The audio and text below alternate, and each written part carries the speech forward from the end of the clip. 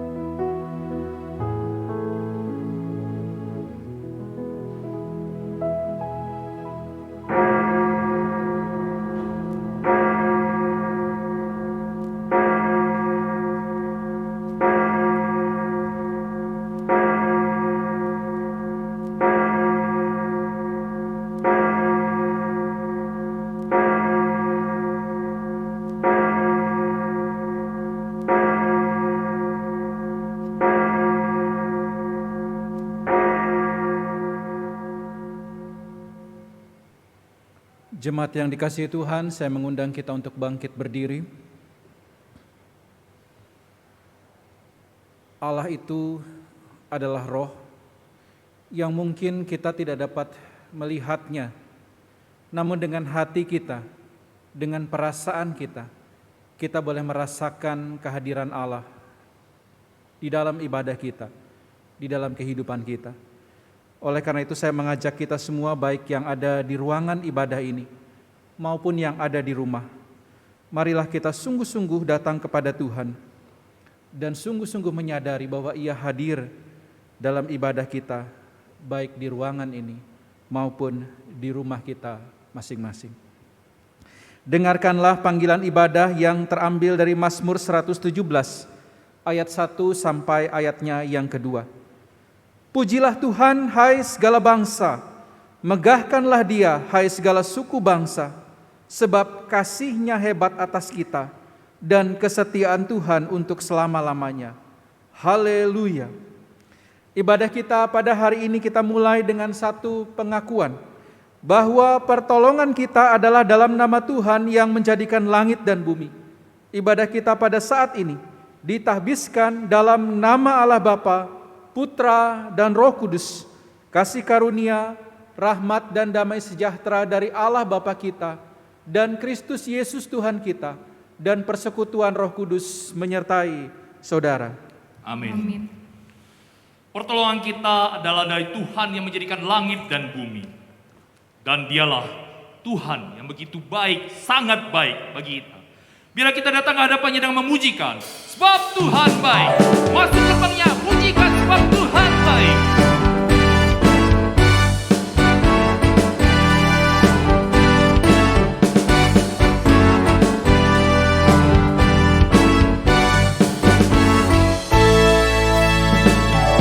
Masuk gerbangnya bersyukur dengan penuh pujian. Bersuka di hadirat-Nya, nyanyi besarkan agung namanya. Pujian tiuplah sangkakala, musik dan tarian. Semua makhluk di bumi di surga dengan segenap hati angkat pujian. Sebab Tuhan baik, sebab Tuhan baik, sebab Tuhan baik, anugerahnya kekal selamanya. Sebab Tuhan baik, sebab Tuhan baik, sebab Tuhan baik, anugerahnya kekal selamanya. Sebab Tuhan baik, anugerahnya kekal selamanya.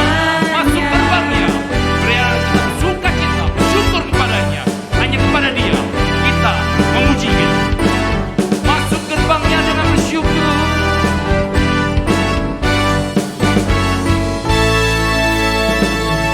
Masuk gerbangnya bersyukur dengan penuh pujian. Bersuka di hadirat-Nya, nyanyi besarkan agung namanya. Pujian tiuplah sangkakala, musik dan tarian. Semua makhluk di bumi di surga dengan segenap hati angkat pujian. Sebab Tuhan baik, sebab Tuhan baik, sebab Tuhan baik,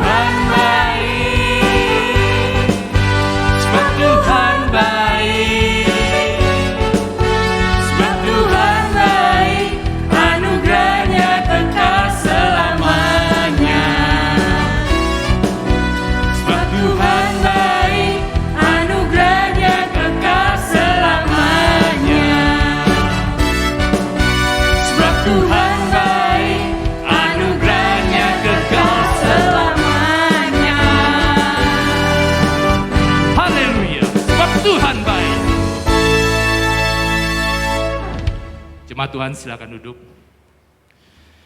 Kini saatnya, sebelum kita masuk lebih jauh dalam ibadah hari ini, mari kita datang ke hadapan Tuhan, mengaku setiap dosa yang kita lakukan sepanjang hidup kita.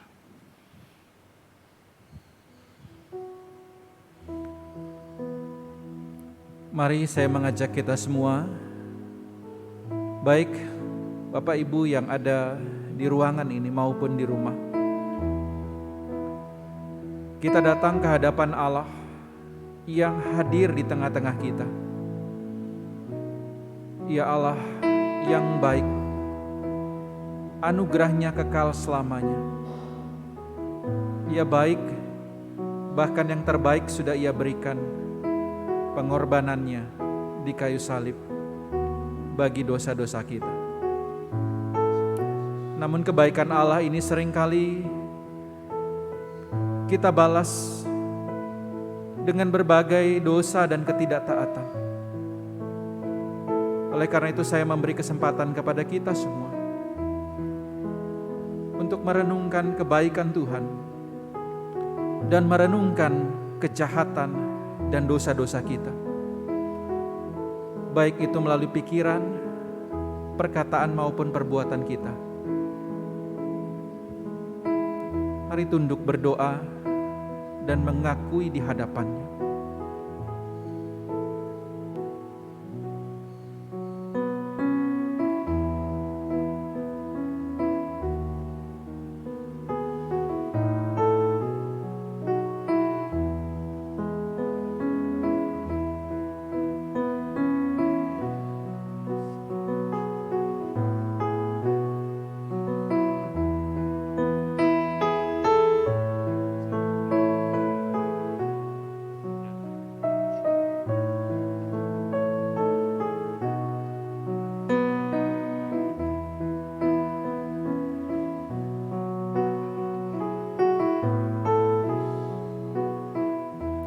Ya Tuhan, ini kami umat-Mu. Kami menyadari betapa besar kasih dan pengorbanan Tuhan bagi kami umat-Mu. Namun kami seringkali melupakan itu. Dan kami masih hidup di dalam keinginan kedagingan kami.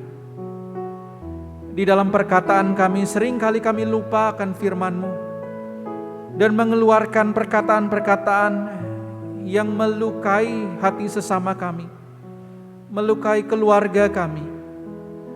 Ampuni kami ya Tuhan, kalau seringkali mulut yang sama kami gunakan untuk memuji Tuhan, tapi mulut yang sama kami gunakan juga untuk mengeluarkan kata-kata yang tidak berkenan di hadapan.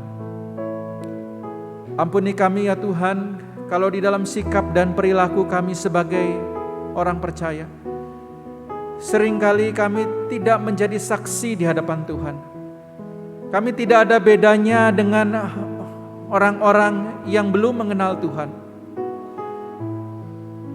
Di dalam bisnis, di dalam usaha, di dalam sikap kami sebagai karyawan, seringkali kami tidak mencerminkan kami sebagai saksi Kristus. Kami memohon ampun ya Tuhan.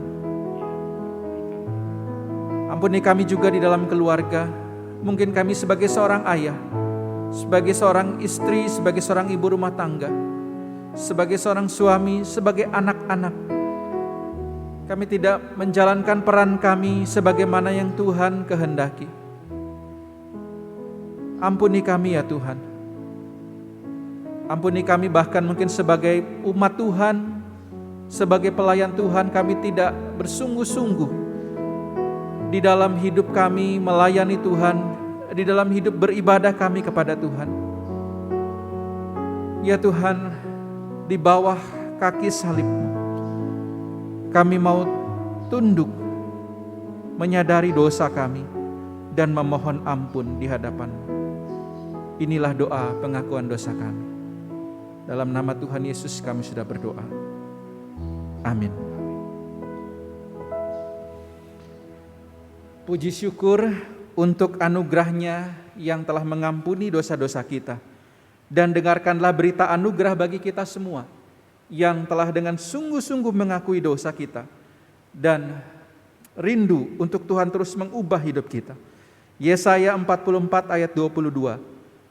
Aku, kata Tuhan, telah menghapus segala dosa pemberontakanmu seperti kabut diterbangkan angin, dan segala dosamu seperti awan yang tertiup.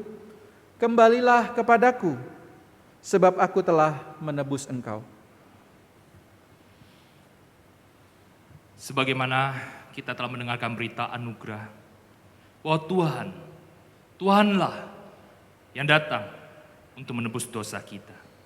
Oleh karena itu, mari saya undang untuk jemaat, baik yang di rumah maupun yang ada di ruangan ini, kita bersama-sama berdiri dan berkomitmen dengan membaca Mazmur 28 ayat 7 sampai 8 yang berbunyi demikian. Tuhan adalah kekuatanku dan perisaiku, kepadanya hatiku percaya.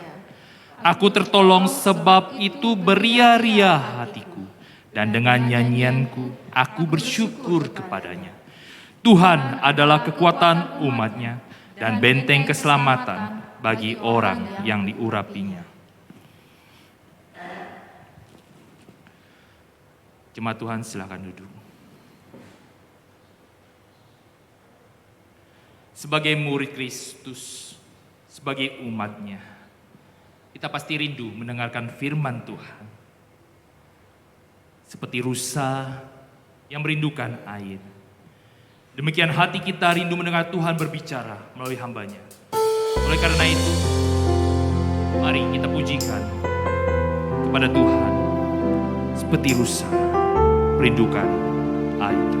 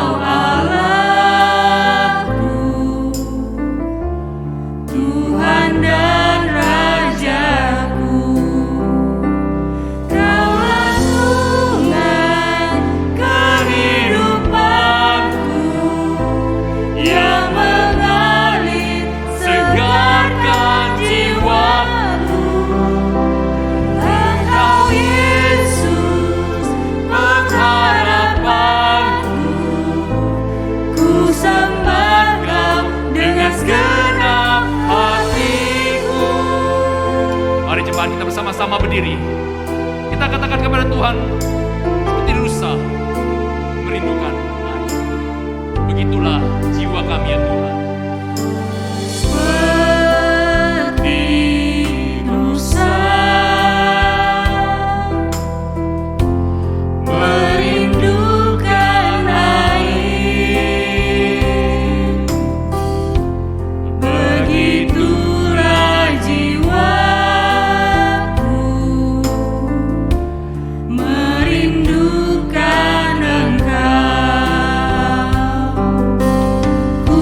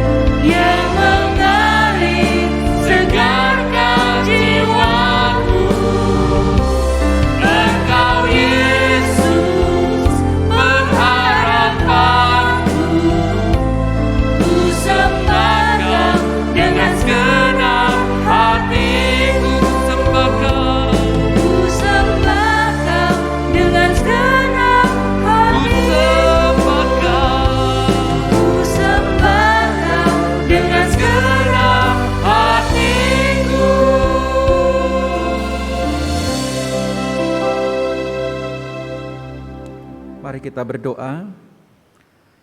Kusembah Kau dengan segenap hatiku ya Tuhan. Inilah kerinduan kami, karena Engkau adalah Tuhan yang layak disembah, diagungkan dan ditinggikan. Sebentar kami akan mendengar bersama-sama firman Tuhan yang Kau akan sampaikan melalui hamba-Mu. Urapi hamba-Mu ya Tuhan, supaya sungguh-sungguh hanya perkataan yang ingin Tuhan sampaikan kepada jemaat yang boleh keluar dari mulut hamba-Mu. Pakai hamba-Mu Tuhan di dalam segala keterbatasannya. Dan jemaat Tuhan juga di dalam segala keterbatasan kami memahami firman Tuhan. Kiranya Allah Roh Kudus menolong kami mengerti dan memahami firman-Mu. Dalam nama Tuhan Yesus kami sudah berdoa. Amin. Saya persilahkan jemaat duduk, baik yang di gedung ruangan ini maupun yang ada di rumah.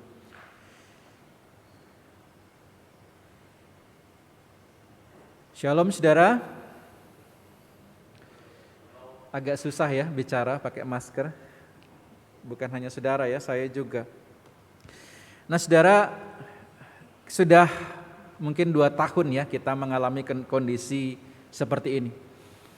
Saya merenungkan beberapa waktu yang lalu saudara ya. Saya betul-betul merasa kok ini bukan kita gitu ya. Bahkan sebagai orang percaya, rasanya ini bukan kita. Sejak kapan kita itu disuruh menjaga jarak? Maksudnya sebagai orang percaya saudara ya. Tentu kita rindu saudara, yang biasanya kita itu dekat sama orang yang apalagi kita tahu ini adalah keluarga dalam kerajaan Allah. Kita maunya dekat dengan mereka. Tapi sekarang saudara kalau saudara perhatikan, ini anak sama orang tua aja disuruh jaga jarak gitu ya. Ujung-ujung duduknya. Bahkan yang biasanya kita dekat, kita bertanya kabar mereka, kita menyentuh mereka. Lalu sekarang kita disuruh terpisah. Yang biasanya kita memperlihatkan senyum kita dengan tulus gitu ya, menguatkan mereka. Sekarang senyumnya tidak bisa kelihatan karena pakai masker. Apa ini saudara ya? Apakah ini yang dimaksud dengan murid Kristus? Bahkan saudara, yang biasanya ketika saudara kita sakit, kita datang mengunjungi mereka, kita menyentuh mereka, kita mendoakan mereka. Sekarang kita hanya bisa melakukannya lewat handphone. Ya mungkin lebih bagus kalau video call gitu saudara. Tidak hanya suara tapi juga gambar.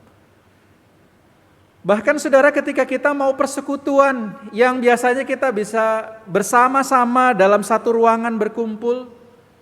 Tetapi saat ini kita jauh-jauhan gitu di rumah masing-masing menggunakan gadget yang kadang-kadang sinyalnya bisa putus-putus dan tidak nyaman sekali.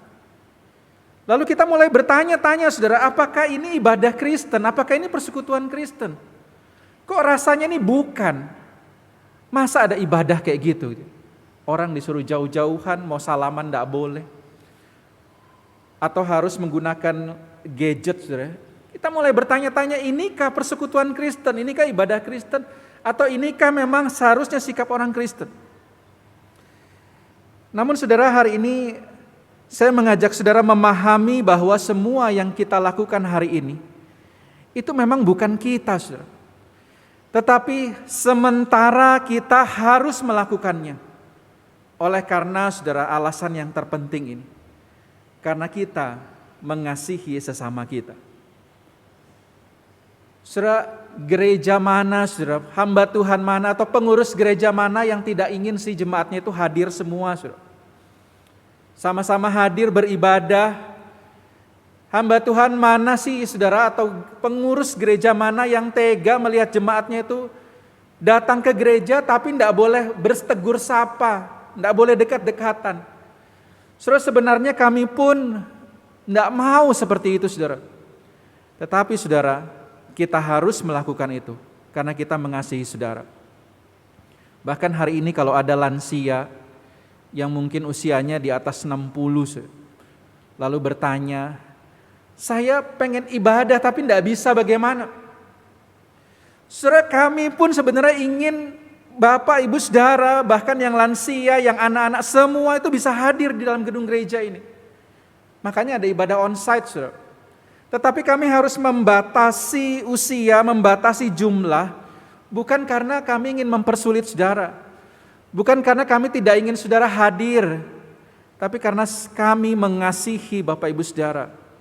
Saudara yang usianya rentan, saudara yang sangat berbahaya sekali atau rentan terpapar virus. Kami memperhatikan itu saudara. Saudara, bayangkanlah saudara ketika sebenarnya kita ingin saudara hadir tetapi tidak bisa. Itu saudara rasanya pengen ngajak gitu ya. Tapi kita mengasihi mereka bagaimana kalau nanti diajak datang terus terjadi sesuatu. Saudara, perasaan ini pernah saya alami saudara ketika dulu almarhum seorang jemaat kita saudara yang terpapar COVID. Itu harus berada dalam satu ruangan. Saya hanya bisa mendoakannya dari balik kaca saudara. Begitu ingin saudara saya masuk, memegang tangannya dan katakan, Pak, sabar yang kuat. Tapi tidak bisa saudara. Bahkan ketika kondisinya semakin parah, dia harus masuk ruang isolasi. Jangankan melihat dari kaca saudara, kita itu tidak bisa masuk ke dalam. Sehingga mau lihat tubuhnya pun tidak bisa. Betapa saudara saya rasakan, apalagi keluarganya saudara, pengen dekat tapi tidak bisa. Nah saya pikir itu juga saudara yang dirasakan gereja hari ini, pengurus bahkan hamba Tuhan. Kami ingin saudara kita semua ini bisa kumpul bersama. Tetapi karena kita saling mengasihi saudara, marilah kita bersabar sampai kondisi dirasa aman, sampai kondisi dirasa memungkinkan untuk kita kembali bersama. Nah inilah tema kita hari ini saudara, beribadah di masa pandemi. Saudara, banyak tantangan beribadah di masa pandemi. Kita yang rasa tidak nyaman wajar saudara, karena memang bukan seperti itu desain ibadah kita. Kita yang merasa aneh bahkan sudah datang onsite pun aneh gitu ya. Ngapain datang? Kalau cuma datang terus tidak bisa ngobrol juga langsung pulang. Kok kayak sama ibadah di rumah. Memang saudara bukan itu desain ibadah kita. Tapi bagaimana kita tetap bisa menikmati ibadah di masa pandemi. Jangan sampai saudara kita itu bukannya beribadah tapi nonton ibadah saudara. Mari kita buka bagian firman Tuhan yang melandasi renungan kita, yang terambil dari kitab Ibrani, pasalnya yang ke-12, ayat 28 sampai ayatnya yang ke-29. Saudara, akan lebih indah sebenarnya kalau saudara baca ini dari ayat 18 sampai ayat 29. Tetapi karena waktu, kita akan baca ayat 28 sampai 29. Namun saudara, setelah ibadah ini, kalau saudara ingin lebih menikmati lagi saudara bisa baca dari ayat 18. Di sana diberi judul tanggung jawab yang berat perikop ini. Karena memang bicara tentang bagaimana Kristus yang sudah membukakan jalan bagi kita sehingga kita bisa beribadah. Tetapi ada tanggung jawab yang berat di dalam situ. Ayat 28 sampai 29. Jadi karena kita menerima kerajaan yang tidak tergoncangkan, marilah kita mengucap syukur dan beribadah kepada Allah menurut cara yang berkenan kepadanya, dengan hormat dan takut, sebab Allah kita adalah api yang menghanguskan. Saudara, kalau kita melihat ibadah Kristen saudara ya, saya mau tanya pendapat saudara. Ini gambaran ibadah kita ya. Jadi yang sebelah kiri itu mungkin kita bisa lihat ada penari. Lalu di sebelah kanan itu ada WL yang memimpin ya. Agak beda dengan hari ini ya. Ini ada efek lampu dan lain sebagainya. Sehingga saudara-saudara, kalau mungkin kita bandingkan sama misalnya video klip musik, kadang-kadang kita susah membedakannya bukan saudara, ibadah Kristen. Atau kita misalnya lihat ini saudara ya, di dalam ibadah Kristen, ada orang yang bernyanyi, anak-anak bahkan bernyanyi dengan gayanya, guru sekolah minggunya nggak mau kalah gitu ya, nari juga dance gitu. Apakah ini saudara ibadah Kristen? Lalu jemaatnya saudara ya sambil menyaksikan dengan senyum gitu ya. Senang gitu ya melihat itu. Bahkan ibu-ibu tidak mau kalah. Ini kalau nggak salah saya ambil pas ibu-ibu lagi dance ya. Jadi ibu-ibu juga tidak mau kalah. Nanti kapan kita lihat bapak-bapaknya ngedance gitu ya. Namun saudara, pernahkah kita bertanya apakah ibadah ini yang disebut dengan ibadah? Saya mau ajak kita bandingkan saudara, misalnya ini pemeluk agama lain kalau beribadah. Kalau Hindu gitu saudara, bisa duduk, hening, lalu tangannya ke atas gitu saudara ya, menyembah Tuhan. Kalau misalnya saudara kita yang di Buddhis, dengan pakaiannya, mungkin kepalanya yang digundul saudara ya, lalu kemudian dengan hening membacakan ayat-ayat menyembah. Bahkan saudara kita yang muslim, saudara gambaran itu sujud semua. Tetapi kemudian ketika melihat ibadah Kristen, apa yang terjadi saudara? Pernah satu kali saya ajak orang yang baru diinjili ya, datang ke ibadah. Dia tuh kaget saudara ikut ibadah kita. Kenapa? Karena dia lihat, wah bagaimana mungkin waktu itu hujan gitu ya. Orang Kristen masuk ruang ibadah, itu sepatu kotor-kotor gitu ya, nggak dikeset dulu, langsung masuk gitu. Bahkan mereka masuk dengan tertawa-tawa, saudara di dalam masih ngobrolin orang lagi gitu ya. Ini bagi orang yang baru pertama kali ibadah shock, sekaget. Karena mungkin pengalaman dia ketika dia beribadah sebelumnya dalam keyakinannya, orang mau masuk ruang ibadah itu sudah harus hening sungguh-sungguh. Lalu bahkan dia kaget lagi ketika di dalam ibadah, yang dia lihat saudara adalah seperti pertunjukan. Waktu itu ibadah Natal saudara ya. Ada drama, ada nyanyian dan lain sebagainya. Sehingga dia tanya saya gitu ya, ini ibadahnya sudah mulai apa belum ya? Bingung ya saudara. Lalu dia pikir ibadah itu waktu khotbah gini, ini baru beribadah. Dia dengan sikap yang sungguh. Tapi dia lihat jemaat yang lain, saudara, umat yang lain, ada yang sambil pegang HP gitu ya, buka status kadang, atau lihat Facebook. Lalu orang ini nanya, saudara, ini kapan ibadahnya dimulai ya? Nah saudara, memang kadang-kadang ini bisa membingungkan saudara bagi orang yang belum mengenal ibadah Kristen, beda sama kita yang dari sekolah minggu sudah ikut ibadah. Apalagi kalau dari sekolah minggu ikut ibadahnya sudah sembarangan saudara, tambah lagi saudara. Namun saudara, saya harus fair juga saudara, bahwa ibadah kita ada juga momen-momen di mana kita itu bisa hening, tidak semua isinya rame saudara. Kita bisa teduh, kita bisa sungguh-sungguh dalam keheningan kita berdoa. Tentu ada momen-momen itu yang mungkin bagi orang baru itu mereka nikmati. Tetapi bagi yang waktu rame gitu saudara, waktu kayak pertunjukan kaya saudara, itu bagi mereka bertanya-tanya, benarkah ini sedang beribadah? Sehingga saudara hari ini kita merenungkan ini saudara. Lalu ibadah Kristen yang benar itu seperti apa? Apalagi di masa pandemi ini saudara. Apakah kalau kita ibadah itu sikap kita kayak nonton konser gitu saudara ya? Lalu kita begitu senang ikut ibadah, begitu gembira gitu saudara. Kan kayak kita nonton konser gitu ya, kalau artis pujaan muncul, atau kalau di gereja mungkin pengkhotbah kesenangannya muncul gitu ya. Wah begitu senang. Apakah ibadah itu seperti itu? Atau seperti nonton pertunjukan film, drama, atau drakor saudara, yang bisa membuat kita menangis, bersedih, tergugah oleh kisahnya. Jangan sampai kita gak bisa bedakan saudara ikut ibadah sama nonton drakor gitu ya.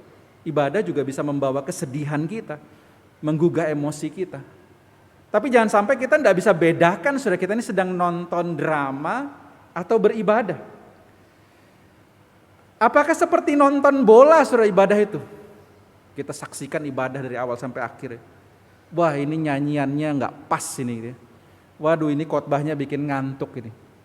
Seperti komentator gitu saudara waktu beribadah, penuh dengan komentar, persembahan lagi gitu. Wah pengumuman lagi. Mengomentari setiap unsur di dalam ibadah sehingga lupa beribadah. Apakah seperti itu saudara ibadah kita? Atau tempat menunjukkan kebisaan kita. Saya bisa nyanyi, saya bisa main musik, saya ahli komputer. Lalu ketika saya menggunakan itu di dalam ibadah, saya merasa saya sudah beribadah. Nah hari ini kalau kita mau tanya dulu saudara di awal khotbah ini, saudara yang melayani Tuhan, setelah main musik, saudara setelah PIC, bahkan saya mungkin ya habis menyampaikan firman Tuhan, apakah saya sudah merasa beribadah dengan melakukan semua itu? Atau jemaat di rumah yang ikut dari awal sampai akhir, atau mungkin ada yang ikut cuman khotbahnya doang gitu ya. Tanya saudara, apakah saya sudah beribadah dengan melakukan itu? Nah bagaimana kita tahu jawabannya saudara? Marilah kita lihat bagaimana firman Tuhan mengatakan tentang ibadah ini. Kita baca bagian yang pertama saudara, ayat 28. Jadi karena kita menerima kerajaan yang tidak tergoncangkan, marilah kita mengucap syukur dan beribadah kepada Allah menurut cara yang berkenan kepadanya dengan hormat dan takut. Nah saudara, yang pertama adalah Ibrani 12 ayat 28 bicara tentang kenapa kita itu beribadah. Jangan sampai saudara kita itu ikut ibadah, nggak bisa bedakan. Kalau kita nonton drakor itu ada tujuannya. Kalau kita nonton bola itu ada tujuannya. Tetapi alasan kita beribadah kita harus tahu sehingga kita bisa bedakan kita ini sedang mengikuti konser atau beribadah. Saudara, di sini dikatakan di dalam surat Ibrani, mengapa kita beribadah? Karena kita telah menerima kerajaan yang tidak tergoncangkan. Kita telah menerima kerajaan Allah dan menjadi bagian dari umat kerajaan Allah tersebut. Nah saudara, ini yang saya bilang tadi keseluruhan pasal ini saudara ya, atau perikop ini. Di sini digambarkan saudara apa itu sebenarnya kerajaan yang tidak tergoncangkan. Penulis Ibrani menggambarkan dua tempat. Yang pertama Gunung Sinai dan kedua Bukit Sion. Saudara bisa baca ini ya di perikop ini saudara. Lalu dia menggambarkan bahwa masa Taurat ketika beribadah saudara, itu digambarkan kita beribadah di Gunung Sinai. Gunung yang dapat disentuh dan bersifat lahiriah. Nah ini gambaran saudara. Lalu gunung tersebut adalah gunung yang kelam, suram, dan gelap penuh dengan kengerian. Saudara, umat zaman dulu memang beribadah seperti ini saudara. Waktu datang ke Gunung Sinai, tempat Tuhan memberikan Tauratnya, Musa ada di sana saudara. Itu mereka melihat betul-betul gunung itu gunung yang begitu saudara, mengerikan, begitu tinggi, begitu megah. Namun saudara, itu begitu mengerikan karena saudara tidak boleh sembarangan orang naik. Hanya Musa yang boleh naik ke atas. Bahkan Musa naik pun itu saudara, dia tidak boleh menatap langsung saudara ya. Bahkan saudara digambarkan di dalam perikop ini saudara, hewan yang menyentuh gunung itu, maka hewan itu harus dilempari batu. Jangankan manusia saudara, hewan aja tidak sengaja mungkin ya naik gunung itu, kesentuh gunung itu. Maka dikatakan di dalam surat Ibrani itu harus dihukum mati, dilempari dengan batu. Aturannya begitu banyak. Penuh hukuman jika keliru. Jadi saudara, bangsa Israel kalau mau beribadah dia harus betul-betul baca gitu ya. Kalau saya mau bawa persembahan itu jenisnya apa? Korbannya itu apa? Syarat-syaratnya apa? Cara menyanyinya bagaimana? Cara melakukannya gimana? Ukurannya seperti apa? Itu saudara begitu detail. Sehingga saudara setiap ibadah itu ada gambaran ketakutan dan kengerian. Karena kalau salah saudara, hukumannya tidak main-main, mati saudara. Nah saudara, digambarkan bahwa ibadah yang seperti itu kemudian berubah ketika Kristus memberikan pengorbanannya di atas kayu salib. Darah binatang saudara, itu telah kemudian berganti kepada darah Kristus. Yang kemudian dikatakan di dalam surat Ibrani saudara, itu telah membuka jalan baru kepada satu tempat atau ibadah yang baru, yaitu ibadah Bukit Sion. Ibadah kepada kota Allah yang hidup, Yerusalem sorgawi. Saudara, kita beribadah bukan lagi saudara tempatnya harus di Yerusalem, tetapi ini bicara tentang Yerusalem sorgawi. Kepada siapa saudara? Kepada beribu-ribu malaikat, suatu kumpulan yang meriah. Yang tadinya ibadah kita itu menakutkan, menyeramkan saudara. Tapi kini kita bersama-sama dengan meriah, dengan beribu-ribu malaikat, satu kumpulan yang begitu meriah saudara, ada sukacita di dalam. Bukan lagi ketakutan. Kepada jemaat anak-anak sulung yang namanya terdaftar di sorga, bersama dengan seluruh orang percaya saudara, yang namanya sama-sama terdaftar di sorga. Kita yakin saudara bahwa ketika kita percaya nama kita terdaftar di sorga, kita bersama-sama mereka bersuka cita dalam ibadah Bukit Sion ini. Kepada Allah yang menghakimi semua orang. Nah, kita ingat juga saudara dalam ibadah, itu kepada Allah yang menghakimi semua orang. Kepada roh-roh orang benar yang telah menjadi sempurna, saudara. Ini bahkan saudara orang-orang benar sepanjang zaman, saudara. Makanya kalau kita pengakuan iman rasuli ya, saudara, bersama dengan umat segala abad. Bahkan terakhir sudah ditekankan oleh penulis surat Ibrani kepada Yesus pengantara perjanjian baru dan kepada darah pemercikan yang berbicara lebih kuat daripada darah Habel. Saudara, ibadah Kristen sudah bukan lagi ibadah yang menakutkan, tetapi ibadah yang membawa pengharapan dan sukacita bagi kita. Ibadah Kristen bukan lagi membawa ketakutan, membawa kengerian, tapi sebuah pengharapan dan sukacita bagi umatnya. Nah saudara, ingatlah bahwa kita bisa datang kepada ibadah yang sedemikian, itu bukan karena kita layak saudara, sehingga kita bisa datang tanpa takut, kita bisa datang dengan sukacita, dengan senang. Itu semua oleh karena Kristus yang telah mati dan memberikan tubuh dan darahnya bagi kita. Saudara bayangkan saudara, kalau tanpa Kristus kita mau datang kepada Tuhan, jangan harap saudara, mungkin kalau dengan cara ibadah kita zaman sekarang, kita datang kepada Allah tanpa Kristus saudara, kita gak ada yang sampai. Kita itu semua keburu dihukum, bahkan hukuman yang mungkin begitu berat, hukuman mati saudara.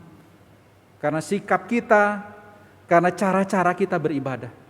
Tetapi oleh karena Kristus saudara, Dia memberi kita keberanian, Dia memberikan kita satu sukacita dalam ibadah, sehingga kita bisa mengekspresikan cara kita beribadah itu dengan berbagai cara saudara. Tidak lagi ada tata baku, kamu harus begini, kamu harus begitu. Tetapi saudara diekspresikan dengan cara yang begitu bervariasi saudara di dalam ibadah Kristen kita hari ini. Sehingga saudara, alasan kita beribadah kita dapat saudara, yaitu marilah kita ketika kita mengetahui bahwa anugerah Allah begitu besar yang membawa kita saudara bukan lagi dalam ketakutan dan kengerian, maka Ibrani mengatakan oleh karena itu mari kita datang kepada Tuhan, kita mengucap syukur kepadanya, kita beribadah dan menyembah kepadanya. Saudara, apa arti mengucap syukur saudara? Ibadah Kristen saudara adalah sebuah pemberian kepada Allah sebagai bentuk syukur dan terima kasih kita. Oleh karena itu saudara, ketika kita hari ini datang beribadah, kita harus dengan penuh rasa syukur. Syukur saya bisa ibadah hari ini. Kalau tidak ada Kristus, saya tidak mungkin datang kepada Allah. Syukur saya bisa menikmati ibadah hari ini. Syukur saya bisa pelayanan. Kalau tanpa Kristus saudara, kita tidak mungkin layak untuk bisa beribadah dan melayani. Oleh karena itu syukurilah saudara, ketika saudara bisa ibadah hari ini, baik itu onsite maupun online. Lalu kedua saudara, penulis Ibrani mengajak oleh karena kita telah menerima kerajaan Allah yang tidak tergoncangkan itu, karya keselamatan itu, marilah kita juga beribadah atau menyembah Dia, sebuah sikap dan tindakan manusia kepada pribadi yang menjadi Tuhan atas hidup kita.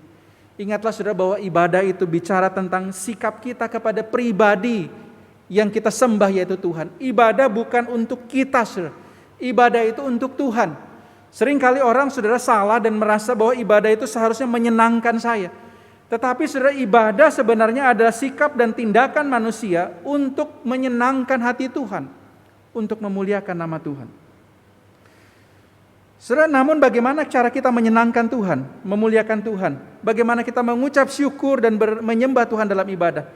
Beragamnya model ibadah Kristen hari ini saudara kadang membuat kita bingung. Ada yang kalau masuk ibadah saudara ya, harus mengoleskan air dulu saudara ya.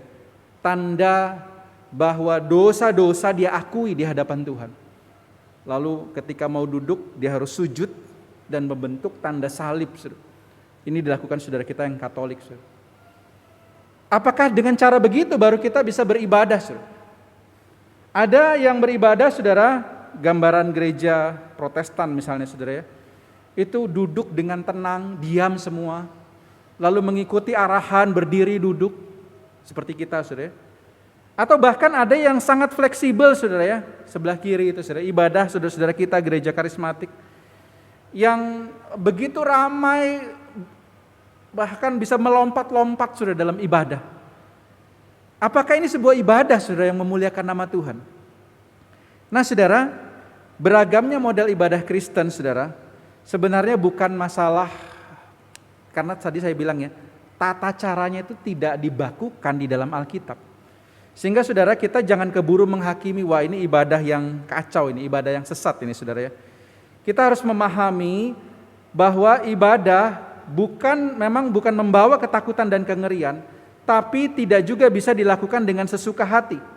Yaitu bagaimana kita melakukannya saudara ya, dengan cara yang berkenan kepadanya, dengan rasa hormat dan takut.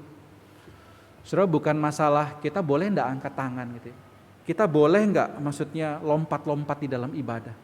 Saudara, pertanyaannya adalah ketika kita melakukan semua itu, apakah itu mencerminkan rasa hormat kita? Apakah itu mencerminkan rasa takut akan Allah ketika kita melakukan itu? Ketika kita bergaya, saudara, misalnya di dalam sebuah ibadah, atau kita melakukan sesuatu dalam ibadah, baik duduk, baik berdiri, atau mungkin sekarang karena online banyak yang melakukan ibadah sambil tiduran. Pertanyaannya, apakah kita melakukan itu oleh karena perasaan hormat kita kepada Allah, perasaan takut akan Allah? Saudara, firman Tuhan hari ini mengingatkan kita, marilah kita beribadah kepada Tuhan. Namun saudara, bukan dengan tidak memiliki aturan. Saudara, memang tidak ada aturan bakunya saudara. Namun dalam setiap unsur ibadah Kristen harus memiliki makna dan memiliki arti. Saudara, sedikit saya sampaikan saudara, bahwa ibadah kita itu sebenarnya punya sejarah saudara. Arsitektur bahkan ornamen gereja ini saudara ada maknanya. Saudara, saya waktu itu baca satu buku ya, saudara, Christ-Centered Worship. Saya cukup kaget juga saudara saya temukan dalam bacaan itu, mungkin perpustakaan ada menyediakan saudara bisa cari. Bahwa ternyata saudara setiap ornamen bentuk gedung gereja itu ada maknanya. Kenapa ada salib gitu saudara di mimbar kita? Itu menunjukkan bahwa mimbar itu memberitakan salib. Kenapa saudara misalnya mimbar ini bahkan di posisi ini? Ternyata saudara, dulu ketika masa Katolik Roma, di depan itu ada altar biasa saudara. Sehingga Bapak Reformator waktu itu Luther dan Calvin melihat bahwa seolah altar itu menjadi penghalang antara umat dan firman. Maka ketika reformasi terjadi, mimbar itu dibawa maju ke tengah dan altar ditaruh di belakang. Sebagai tanda bahwa firman itu dekat kepada umat, tidak lagi terhalang oleh altar. Sebagai simbol bahwa Kristus telah datang ke dalam dunia membawa firman itu. Bahkan John Calvin saudara lebih ekstrim lagi. Dia taruh mimbar itu di tengah jemaat. Posisinya memutar gitu saudara ya. Jadi jemaat di sampingnya, kiri kanan. Jadi dia khotbah bisa mutar gitu saudara. Karena dia ingin menyampaikan bahwa firman Tuhan itu bukan lagi jauh di atas, tapi hadir di tengah-tengah kehidupan jemaat. Sehingga saudara itu penempatan bahkan mimbar itu memiliki makna. Saudara kalau lihat kadang-kadang gereja itu ada trap 3. Itu bukan sembarang saudara. Gereja setiap bahkan bentuk bangunannya ingin menyampaikan Injil saudara. Ingin menyampaikan firman Tuhan bahkan dalam setiap ornamennya. Trap 3 misalnya diartikan sebagai Allah Tritunggal. Atau bahkan saudara saya baca satu perhitungan saudara. Menara gereja itu ditaruh di sebelah kiri saudara. Jadi kalau ada gedung menaranya itu di kiri. Kenapa dulu arsitektur merancang menaranya di kiri itu saudara bukan karena saya suka di kiri di kanan. Enggak saudara. Karena dia bilang biasanya manusia itu lemah sebelah kirinya. Jadi menara itu dibangun di sebelah kiri, menara yang tinggi, baru gedung gereja di sampingnya. Sehingga ketika orang datang melihat gedung saja, dia sudah tahu bahwa dia datang kepada menara yang menopang kelemahan dia. Saudara, bahkan arsitektur itu berbicara tentang firman, saudara. Namun bukan berarti kita harus bangun menara di kiri, kita taruh ini di sana. Bukan saudara. Tetapi yang mau kita lakukan adalah ketika kita melakukan segala sesuatu, itu harus kita pahami ada maknanya, ada artinya. Bahkan bukan hanya itu saudara, setiap ornamen bahkan tata liturgi gereja itu memang tidak ada aturan baku saudara. Pengakuan dosa di sini dan lain sebagainya. Namun saudara, setiap urutan itu punya makna dan arti. Nah saudara, GKKA itu punya liturgi, saudara, 5P, saudara. Yang pertama diawali dengan perjumpaan, perjanjian, pemberitaan firman, persekutuan, dan pengutusan. Saudara, ini bukan hanya untuk mengisi, saudara, waktu, tetapi ini adalah bentuk komunikasi kita kepada Allah. Ini bermakna, saudara. Bahkan ketika saudara berdiri, ketika panggilan ibadah, ketika saudara duduk pengakuan dosa, bahkan kalau memungkinkan sujud, saudara ya. Tapi karena ruangan mungkin kita hanya bisa duduk. Bahkan ketika doa syafaat kita berdiri, saudara, itu bukan asal kita atur, saudara, tapi itu memiliki makna di dalam ibadah kita. Sehingga saudara, kenapa sih ada yang pernah tanya gitu ya, di rumah kok disuruh duduk berdiri. Saudara, itu bukan karena kita memindahkan yang onsite ke online, saudara, bukan. Tapi karena setiap cara kita beribadah itu kita memaknainya, saudara.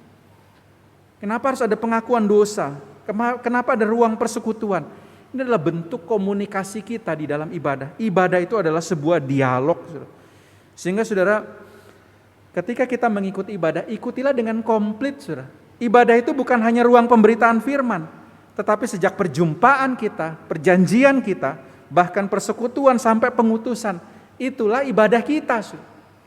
Jadi jangan ikutin, saudara, saya ikutnya agak telat-telat firmannya aja.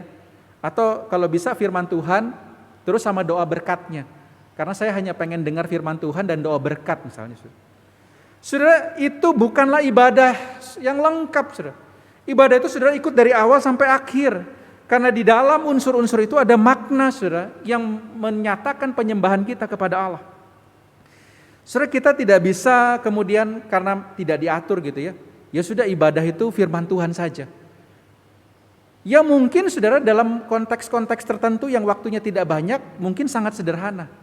Tetapi saudara, prinsip utama yang disampaikan Ibrani adalah kita memang tidak ditetapkan satu aturan baku, tetapi kita diajak untuk beribadah dengan cara yang berkenan, artinya menyenangkan hati Tuhan, saudara, dan dengan hormat dan takut akan Tuhan.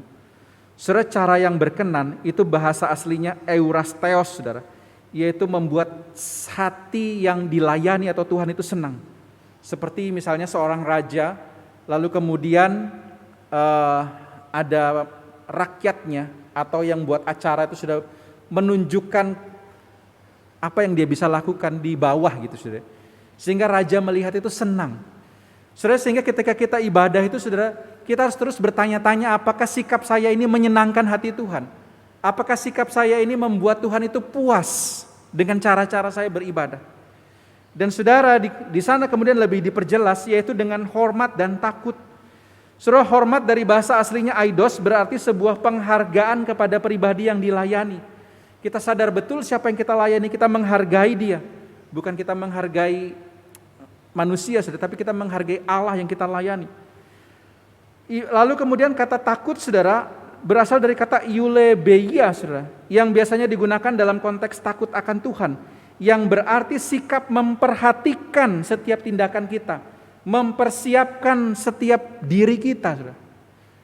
Jadi ibadah, saudara, kalau saudara mau ibadah minggu, saudara itu harus perhatikan, mempersiapkan diri. Kenapa, saudara? Kita itu harus siap sebelum ibadah dimulai. Karena kita mau ibadah dengan rasa takut akan Allah. Kita harus hati-hati, saudara. Kita persiapkan dengan baik. Bukan hanya yang melayani, saudara, yang di rumah pun harus mempersiapkan diri dalam ibadah. Ya, misalnya membersihkan diri dulu, gitu, saudara. Pakai baju yang pantas, gitu, saudara. Jangan sudah jam 9.30 ibadah dimulai, 9.20 baru bangun, gitu, saudara. Rambut masih berantakan, masih pakai baju tidur. Lalu kemudian datang buka acara ibadah, gitu, terus ikut ibadah.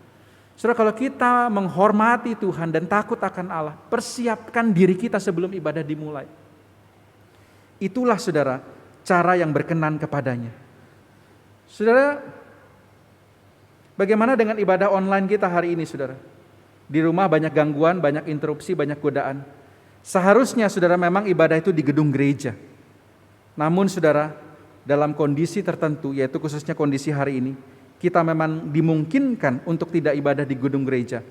Misalnya kesehatan kita, bencana alam termasuk pandemi, atau ketiadaan gereja yang sangat jauh. Kita dimungkinkan beribadah di rumah, saudara. Namun, saudara, prinsipnya tetap sama dengan ibadah onsite kita. Dilakukan dengan rasa hormat dan takut akan Allah sebagai pribadi yang kita sembah dan kita hormati. Di akhir khotbah menjadi satu refleksi buat kita. Bagaimana sikap kita dalam ibadah kita hari ini? Hati kita dalam ibadah, apakah hati kita menghormati dan takut akan Allah? Atau kita sambil ikut ibadah hati kita di tempat lain?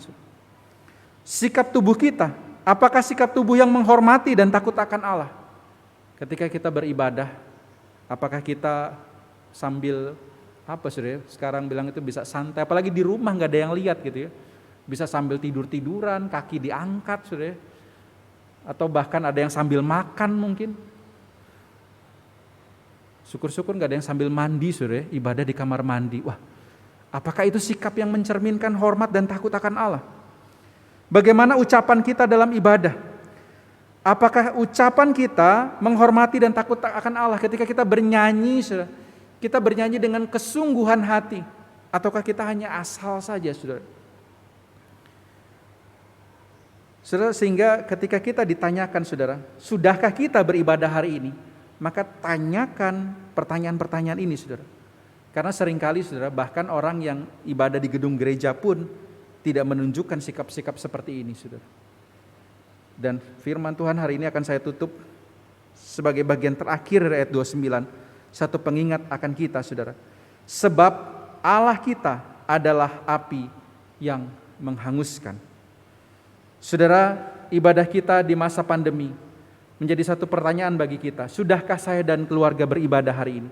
Atau jangan-jangan saya bukan beribadah, tapi sedang nonton ibadah? Atau jangan-jangan saya hanya mendengarkan ibadah, mengikuti jalannya ibadah, tapi sebenarnya tidak beribadah?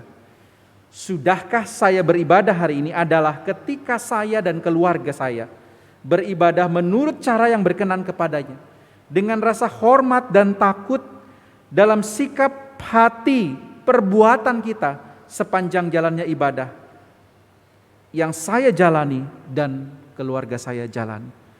Saudara-saudara bisa berekspresi dalam ibadah, tetapi apakah ekspresi itu lahir dari rasa hormat dan takut akan Tuhan?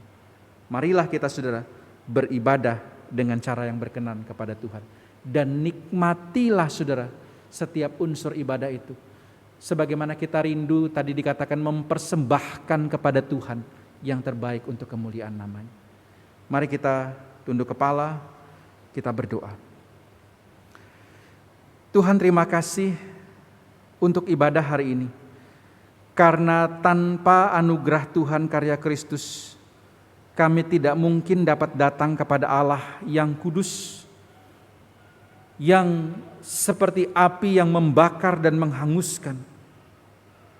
Tapi oleh karena belas kasihan Tuhan, kami hari ini boleh beribadah kepada Tuhan. Kami bisa menyembah Tuhan, Allah yang hidup, Allah yang mengasihi kami bersama dengan ribuan malaikat, bersama dengan saudara-saudara seiman kami orang-orang percaya yang namanya tercatat dalam kerajaan surga. Bersama dengan kumpulan roh-roh orang benar sepanjang zaman yang telah menerima keselamatan itu. Kami boleh datang beribadah dengan sukacita. Namun ampuni Tuhan, seringkali kami lupa dengan tujuan kami beribadah, bahwa kami sedang menyembah Allah yang hidup, yang berkuasa. Sehingga mungkin sikap kami bukan hormat dan takut, tetapi kami mengikuti ibadah dengan cara yang tidak berkenan di hadapan Tuhan. Ampuni kami ya Tuhan. Biarlah firman Tuhan hari ini mengingatkan kami kembali. Sekalipun masa online yang terpaksa kami lakukan, kami rindu Tuhan, kami tetap bisa beribadah dengan rasa hormat dan takut kepada Allah yang telah membukakan jalan bagi kami untuk masuk ke dalam perjanjian baru, yaitu ibadah yang bisa kami nikmati penuh dengan sukacita dan pengharapan.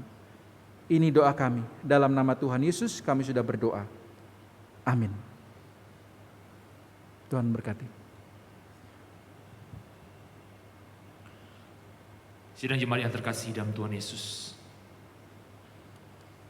firman Tuhan mengatakan, bila kita datang ke hadapannya dengan takut dan hormat, sungguh Ini mengingatkan kita bagaimana kita menjadi murid Kristus. Mari saya ingin mengajak jemaat untuk bersama-sama berdiri. Biarlah kita bersama-sama mengucapkan pengakuan iman rasuli.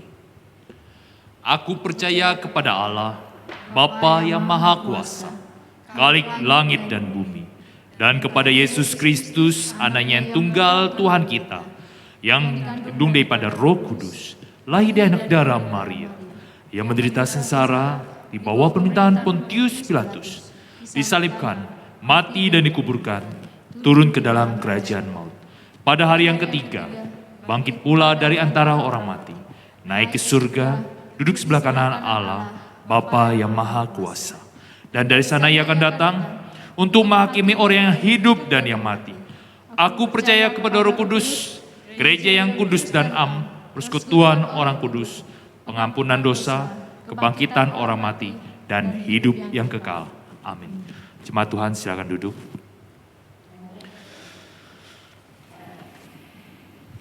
Kini saatnya kita memberikan persembahan untuk pekerjaan Tuhan di tempat ini.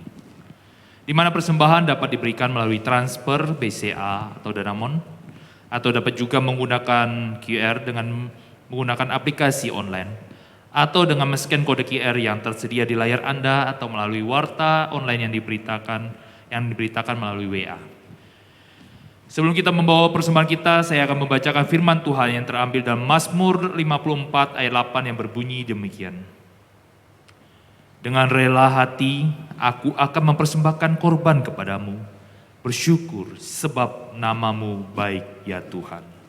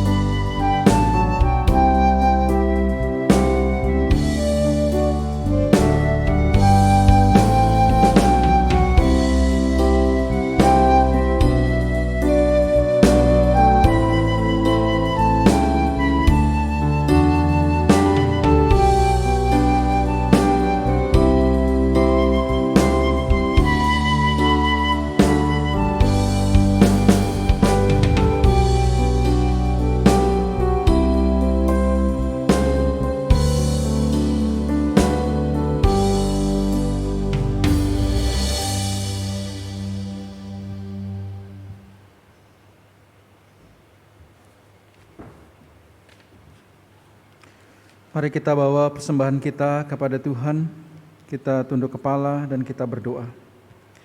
Kami bersyukur ya Tuhan untuk persembahan-persembahan yang telah terkumpul dari jemaat Tuhan. Terlebih di masa pandemi ini, banyak kesulitan-kesulitan khususnya dalam berusaha dan bekerja. Ekonomi yang sulit, tapi kami tetap bersyukur karena di tengah kesulitan justru Tuhan semakin jelas menyatakan pemeliharaan. Oleh karena itu biarlah persembahan syukur kami kepada Tuhan ini boleh berkenan dan menyenangkan hati Tuhan. Inilah persembahan kami, berkati usaha dan pekerjaan setiap umat-Mu, dan bahkan mereka yang harus kehilangan pekerjaan di masa pandemi ini. Kiranya Tuhan buka jalan, bahkan Engkau gerakkan kami sebagai saudara seiman untuk turut mendoakan, bahkan menolong sebisa kami. Terima kasih Tuhan, ini persembahan kami dalam nama Tuhan Yesus, kami sudah berdoa. Saya mengajak jemaat sekalian untuk bangkit berdiri, dan kita bersama-sama akan menaikkan doa syafaat kita. Bapa di dalam surga, kami juga mau berdoa syafaat bagi beberapa hal. Kami berdoa bagi jemaat agar bisa beradaptasi dengan pandemi dalam beribadah, bekerja, dan lain-lain. Kami tahu Tuhan kondisi ini tidak nyaman. Kami tahu Tuhan kondisi ini tidak mudah, bahkan ini sebenarnya bukan cara kami Tuhan sebagai orang percaya, sebagai murid Kristus. Namun oleh karena situasi, oleh karena kondisi, biarlah kami Tuhan dengan rela hati, kami dengan kesungguhan untuk taat kepada setiap aturan, karena kami mencintai saudara-saudara kami mengasihi sesama kami manusia. Kami tidak ingin pandemi ini berkepanjangan sehingga malah mempersulit semua orang. Kami tidak ingin justru di situasi seperti ini bahkan saudara-saudara kami mengalami sakit. Oleh karena itu ya Tuhan, biarlah kiranya setiap kebijakan baik yang dikeluarkan oleh pemerintah maupun gereja Tuhan, kami semua boleh beradaptasi dengan semua itu. Baik cara kami bekerja, cara kami beribadah, sehingga kami semua boleh taat protokol kesehatan, sehingga kami boleh menjaga kesehatan, bahkan melindungi sebagai wujud cinta kasih kami kepada sesama kami. Kami juga berdoa bagi bangsa Indonesia dan dunia agar bisa terbebas dari pandemi COVID ini. Ya Tuhan, kami melihat harapan beberapa negara sudah mulai bebas, bahkan vaksin sudah mulai menunjukkan hasil. Namun beberapa negara bahkan termasuk bangsa Indonesia masih dalam proses menuju ke sana. Kami doakan ya Tuhan, kiranya proses vaksinasi boleh berjalan lancar dan virus ini boleh segera diatasi. Biarlah kiranya juga seluruh masyarakat Indonesia turut mendukung. Kami bersedia untuk menerima vaksin dan juga untuk menjaga protokol kesehatan dengan baik. Kami juga membawa bangsa ini kondisi ekonomi dan kesehatan jemaat di masa pandemi. Kami mendoakan kondisi perekonomian jemaat Tuhan. Biarlah kiranya di masa pandemi ini Tuhan berikan hikmat di dalam berkreativitas, di dalam berinovasi, di dalam usaha, sehingga kami bisa memikirkan cara-cara usaha yang beradaptasi dengan kondisi kami. Berkati setiap jemaat Tuhan dan tetap pelihara, ingatkan senantiasa bahwa di dalam keadaan tersulit sekalipun kami harus ikut cara Tuhan, bukan cara-cara yang tidak berkenan di hadapan Tuhan. Kami berdoa juga bagi kesehatan jemaat di masa pandemi. Kami mengingat jemaat-Mu yang sedang bergumul dengan kesehatan, keluarga Pak Effendi Liu, keluarga Pak Tony Andaria, keluarga jemaat lain yang mungkin tidak kami bisa kami sebutkan satu persatu, keluarga Cikuingim, dan juga para lansia yang mungkin juga kondisi kesehatannya kurang baik. Kami berdoa biarlah kiranya Tuhan yang memberi kekuatan kepada mereka, pengharapan, sukacita, bahkan pemulihan dalam kondisi kesehatan mereka. Terima kasih ya Tuhan, kami serahkan setiap mereka ke dalam tangan Tuhan, dan kami akan mengakhiri doa syafaat kami dengan menaikkan doa Bapa kami sebagaimana yang Tuhan ajarkan kepada kami. Bapa kami yang di sorga, dikuduskanlah namamu, datanglah kerajaan-Mu, jadilah kehendak-Mu di bumi seperti di sorga. Berikanlah kami pada hari ini makanan kami yang secukupnya, dan ampunilah kami akan kesalahan kami, seperti kami juga mengampuni orang yang bersalah kepada kami. Dan janganlah membawa kami ke dalam pencobaan, tapi lepaskanlah kami daripada yang jahat, karena Engkau-lah yang punya kerajaan dan kuasa dan kemuliaan sampai selama-lamanya. Amin. Kini tiba saatnya bagi kita untuk diutus ke dalam dunia. Apa yang sudah kita dengar hari ini, lakukanlah. Ingatlah bahwa kita adalah umat yang telah ditebus dan diselamatkan. Marilah kita mengucap syukur dan beribadah kepadanya sesuai dengan cara yang berkenan kepadanya. Arahkanlah hatimu kepada Tuhan, pergilah ke dalam dunia dengan damai, milikilah keberanian, pertahankanlah apa yang baik, jangan lakukan yang jahat, hiburlah mereka yang tawar hati, kuatkanlah yang lemah, bantulah yang menderita, hormati semua orang, kasihi dan layanilah Tuhan, bersukacitalah dalam kuasa Roh Kudus. Amin. Kini saatnya kita akan mengakhiri ibadah kita di hari ini. Mari kita kembali meninggikan Allah Bapa, Putra, dan Roh Kudus, ketiganya yang esa.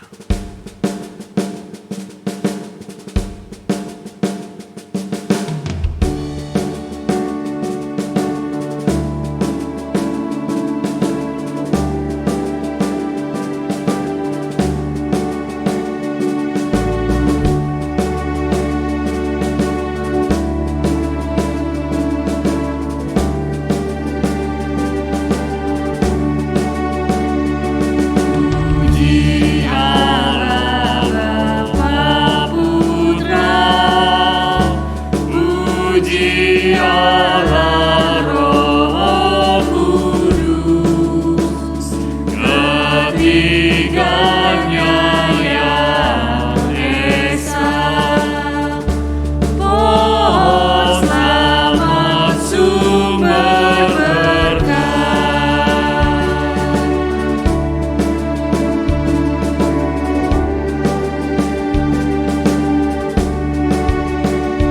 Puji Allah sumber berkah, puji Dia semua ciptaannya, puji Dia para malaikat,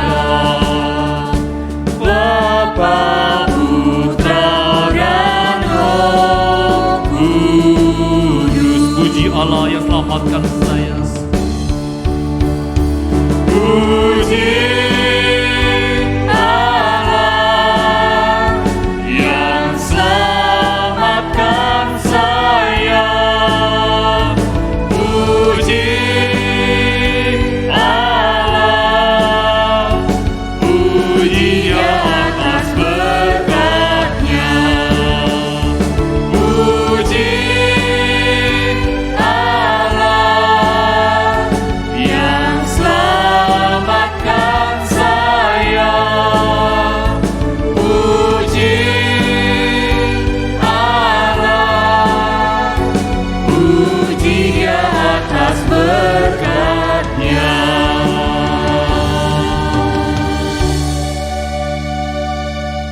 Jemaat yang dikasihi Tuhan, terimalah berkat daripada Tuhan.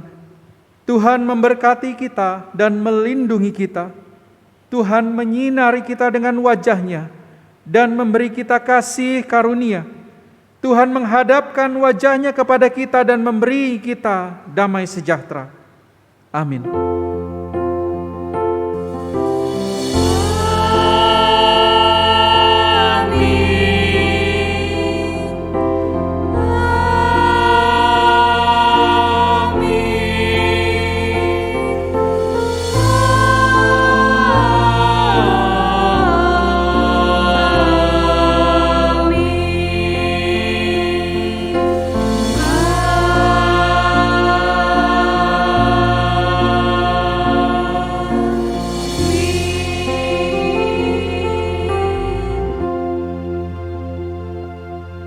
Jemaat Tuhan, silakan duduk. Silakan mengambil saat teduh.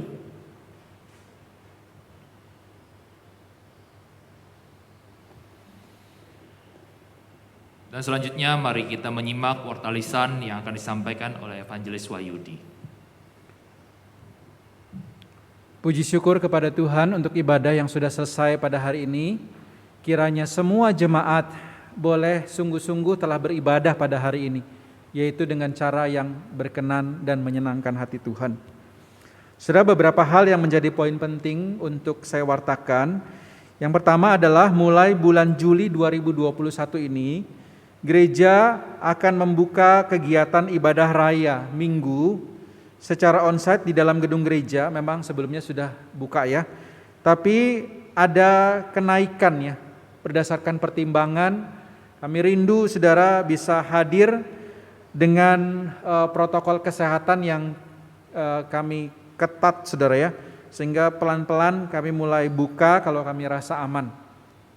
Jumlah kehadiran menjadi 30 orang. Nah, saya harap saudara yang kondisi tubuhnya sehat, lalu kemudian tidak lama ya, misalnya dari luar kota itu 2 minggu saudara bisa karantina, lalu saudara bisa hadir.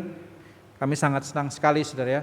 Yang tadinya 15 jadi 30. Jadi saya harap saudara yang sehat, ini merupakan kesempatan bagi saudara menikmati ibadah onsite. Karena ada yang bilang ya, lama-lama ibadah di rumah jadi dalam tanda petik ya keenakan gitu ya. Memang ibadah di rumah itu ada enaknya saudara ya, karena kita tidak harus siap-siap mandi dan lain sebagainya mungkin ya. Tetapi banyak godaannya saudara, dan memang cara ibadah kita sebenarnya bukan cara online saudara, tetapi ini kondisi khusus makanya kita bisa beribadah secara online. Jadi saudara 30 orang, kalau misalnya lebih dari itu saudara bisa bergantian ya. Minggu ini saudara tidak dapat kuota, minggu depannya saudara bisa hadir. Tapi ini sebagai bentuk cinta kami saudara ya, supaya saudara bisa hadir. Rentang usia dinaikkan saudara ya, dari 18 kemarin 55 sekarang sampai 60 tahun. Jadi bagi yang 55 ke atas sampai 60 maksimal, ini kesempatan saudara bisa hadir. Dan kondisi ini akan terus dievaluasi. Jika kondisi memburuk atau terjadi sesuatu yang kita tidak inginkan sebenarnya, maka ini bisa berubah. Nah, silahkan Bapak Ibu Saudara mendaftarkan diri, dan kepada Ibu Teis ya, ada nomornya di warta, dan mengisi Google Form. Segera mengisinya saudara ya, supaya kami bisa memperhitungkan kuotanya. Lalu berikutnya saya akan sampaikan terkait dengan program saudara ya. Puji syukur kita telah menyelesaikan rapat program kita, dan seperti yang saudara lihat di layar ini saudara ya, adalah 5 tahun membangun dasar dan budaya pemuritan. Kita tiba pada tahun yang kelima. Sehingga saudara, penekanan kita pada tahun ini, 1 tahun ini adalah pada bidang pemberdayaan. Kita fokus bertahap pada bidang pemberdayaan, artinya menggerakkan jemaat untuk terlibat dalam berbagai pelayanan dan pelatihan pelayanan. Jadi saudara yang sudah diperlengkapi, bahkan saudara yang rindu diperlengkapi, akan 1 tahun ini akan menjadi fokus kami memperlengkapi saudara untuk bisa melayani. Lalu kemudian ditempatkan sesuai bidang pelayanan saudara. Fokus bertahap juga pada bidang pengutusan atau misi, menggerakkan jemaat untuk diutus melayani Tuhan sesama dan dunia, atau menjadi murid Kristus yang menyembah dan bersaksi bagi Tuhan. Lalu kita akan evaluasi dan perancangan rencana 5 tahun ke depan kemudian. Kegiatan penunjang pelayanan selama 2021-2022, yang pertama proyek pemuritan. Kita akan mengembangkan kelompok kecil keluarga kompak. Nah, saudara, nanti tim akan mempresentasikan ya, atau menginfokan. Kami rindu saudara yang berkeluarga boleh join di dalam kelompok kecil ini saudara. Lalu pelatihan pemimpin kelompok kecil yang non kompak. Mungkin saudara tidak termasuk kategori ini. Saudara akan dipersiapkan pelatihan pemimpin kelompok kecil non kompak pada tahun ini. Lalu persiapan infrastruktur kelompok kecil. Nah, saudara, kita akan menyediakan kelompok-kelompok di mana saudara bisa sharing di dalam kelompok yang lebih kecil. Mari jemaat dukung ini saudara ya, sehingga arah gereja kita menjadi murid Kristus yang menyembah dan bersaksi itu boleh terwujud. Jadi kalau saudara diajak join, saudara pertimbangkan, lalu saudara bisa join. Lalu fokus pada bidang pemberdayaan, pelatihan pelayanan dan pengutusan pelayanan atau pemberdayaan. Juga tim konselor awam kita ada supervisi dan pengembangan tim awam ya. Mengingatkan juga jemaat sekalian bahwa kita ada tim konselor awam. Saudara yang membutuhkan pelayanan konseling dapat menghubungi hamba Tuhan. Lalu tema tahunan kita Juli 2021 sampai Juni 2022 adalah keluarga kerajaan Allah yang diperlengkapi dan diutus menjadi saksinya.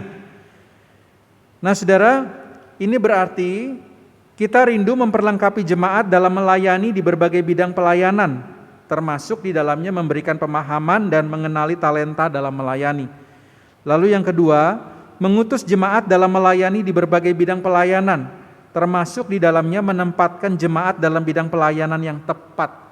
Jadi terbuka tahun ini saudara-saudara diperlengkapi dan diutus untuk melayani Tuhan. Nah, kurikulum yang kita bahas, setiap jemaat diperlengkapi dan diutus baik dalam pelayanan ibadah, pelayanan persekutuan, entah menjadi pemimpin kelompok kecil, atau pelayanan pengajaran.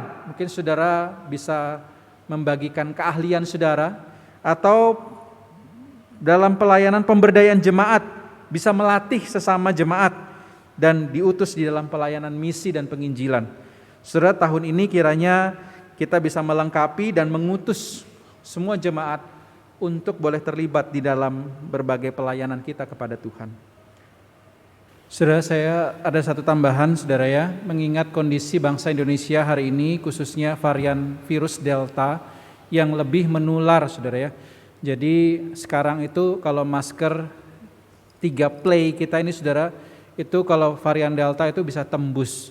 Nah jadi saya harap saudara, khususnya bagi saudara yang harus keluar kota karena urusan yang mendesak. Jadi saya harap kalau tidak mendesak, jemaat semua tidak perlu keluar kota ya. Tapi kalau itu memang harus dilakukan, saya meminta saudara untuk memakai masker itu 2 lapis, jadi lebih aman.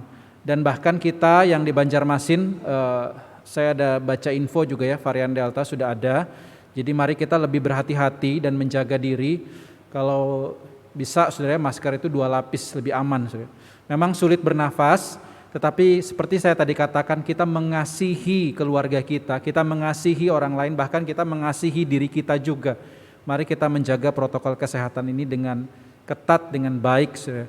Kalau saudara rasa sakit, saudara punya gejala, jangan ragu untuk cek ke rumah sakit gitu saudara, atau ke lab untuk pastikan apakah saudara kena virus atau enggak. Lalu kemudian jangan lupa terus mendoakan bangsa ini sehingga bangsa kita boleh mengatasi khususnya kondisi varian Delta yang semakin naik saudara, yang tertular. Mari kita terus doakan bangsa kita. Kita tetap punya pengharapan dan keyakinan bahwa kita akan melalui ini bersama-sama. Demikian dari saya, kita selanjutnya akan menyaksikan Warta Digital.